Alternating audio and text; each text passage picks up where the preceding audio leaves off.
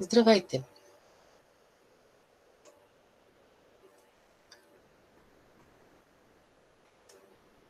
Днес ще ви покажа как можем да направим лесен и бърз скриншот на учебниците на Просвета.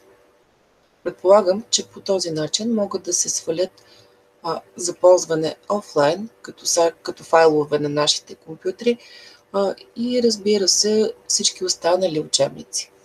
Един от проблемите, с който се сблъскваме, е това, че електронните учебници и електронно четимите учебници нямат опция за изтегляне на екран. Не можем да си ги изтеглим като файлове, а понякога имаме нужда от точно такива файлове, защото ситуации има различни. Някои деца не могат да се регистрират, за да ползват електронно четимите учебници или електронните учебници, или се налага да ползваме определени по различни начини, в различни места да ползваме тези файлове. Така че сега ще ви покажа как можем да си направим една PowerPoint презентация с инструментите от PowerPoint, така че да си свалим скриншот от екрана на компютъра в тази презентация. За целта отваряме една нова презентация. Както виждате, на първи слайд съм свалила корицата на учебника по математика, което току-що видяхте. Как се става това? Отиваме на следващия слайд, на който искаме да свалим следващите страници от учебника. Връщаме се в сайта на електронното на Просвета. Отваряме учебника.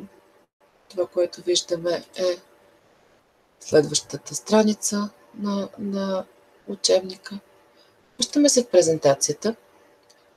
Избираме Insert или Вмъкни, след което избираме скриншот или екранна снимка. И като изберем този инструмент, се връщаме на страницата на Просвета.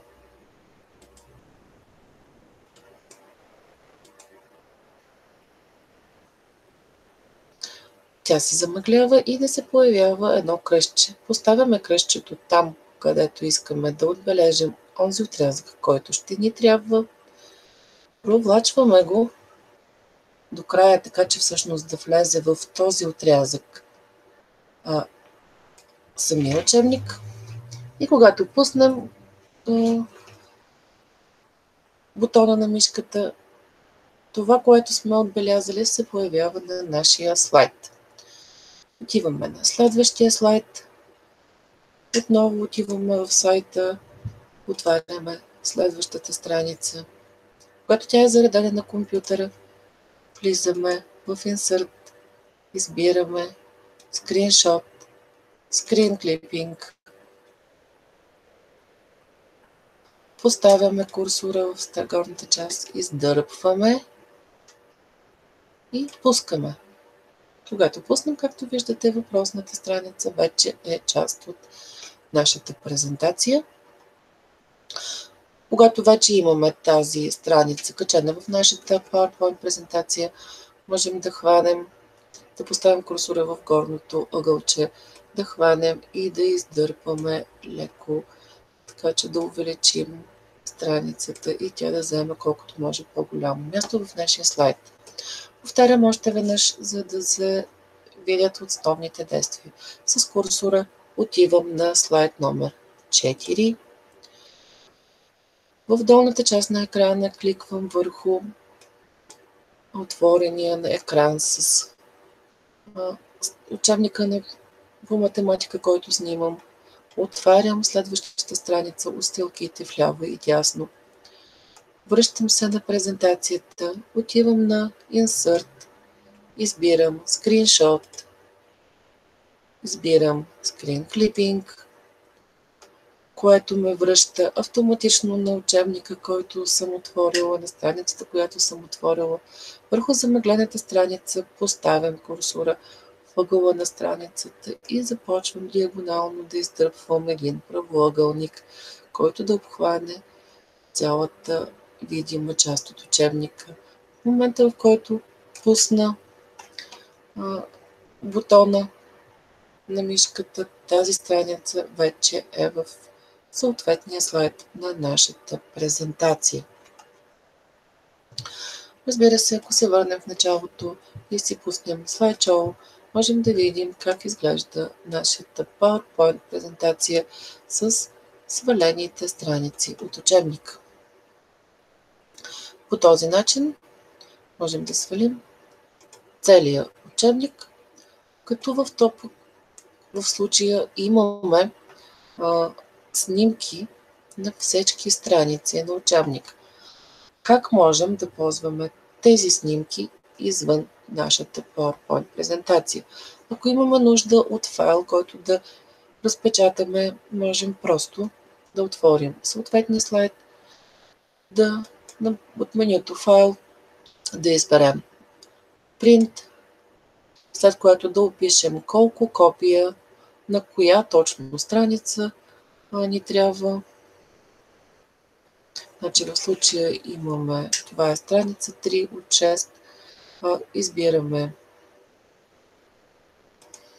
слайд 3.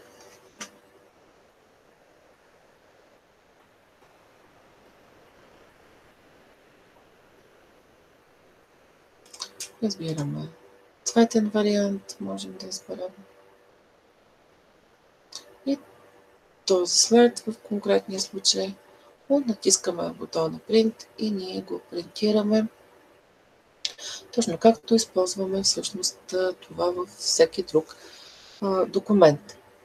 Ако обаче искаме да имаме тази снимка, не просто да я принтираме, а да я имаме като отделна снимка извън нашата PowerPoint презентация, отново поставяме курсора някъде върху снимката и кликваме с десен бутон. При кликването с десен бутон избираме Save as Picture или запази като снимка. Когато кликнем върху Save as Picture, излиза съответно опция, при която ние избираме къде, да речем на десктопа, даваме име на снимката, името ще бъде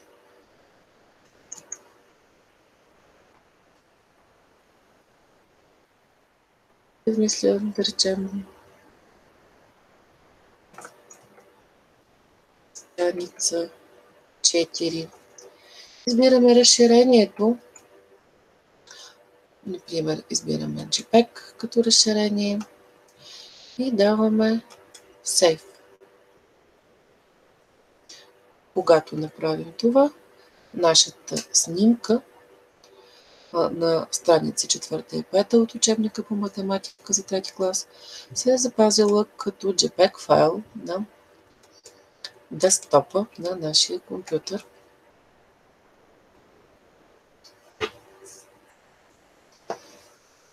Само че, както виждате, моят е доста пренаселен. Ето я. И вече имаме JPEG файл на страница 4 и 5 от учебника по математика. Така.